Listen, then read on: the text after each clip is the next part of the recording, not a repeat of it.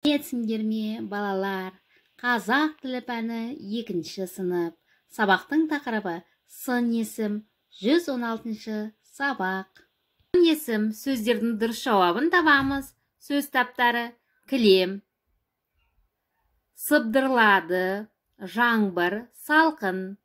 Қай сөз табына жатады? Сын есім, зат есім, етістік, зат есім.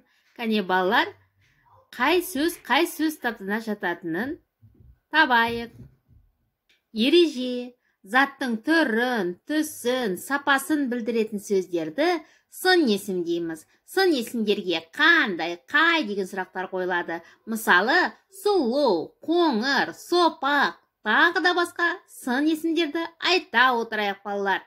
Қайталайық. Сын есім: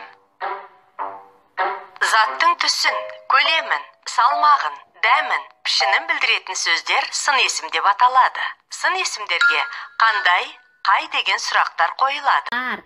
Кітабымыздың 90-шы бетіндегі 56-шы жаттығуға назар аударайық. Өлеңді көшіріп жазу, сын есімдерді тауып, оларға сұрақ қою, сын есім қай сөз табымен байланысқанын анықтау.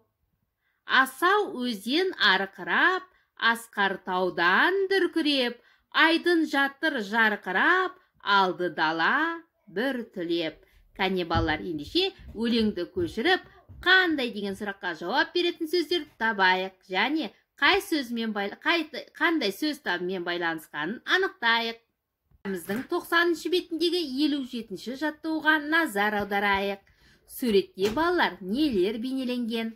Олардың көлемін, пішінін, түсін, дәмін өзің қалаған бір сурет бойынша сөйлем құрап жаз. Сын есімді тауып, астынсыз. Мысалы, алма, домалақ, сары, ала, орташа, тәтті.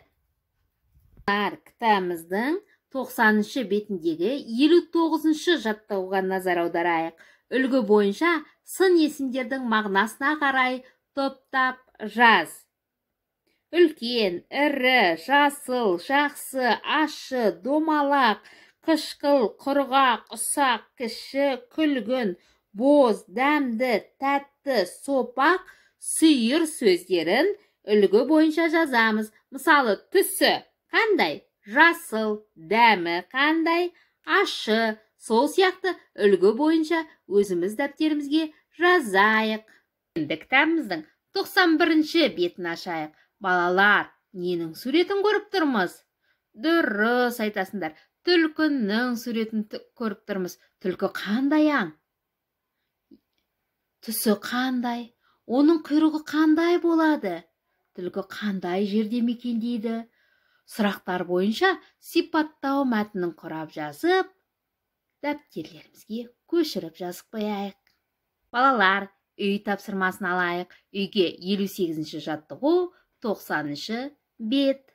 Балалар, бүгін сабаққа бәріңде жақсы қатысып отырдыңдар. Мен сендерге риза болдым. Жарайсыңдар, балақайлар. Сабақ аяқталды. Сау болыңыздар, балалар.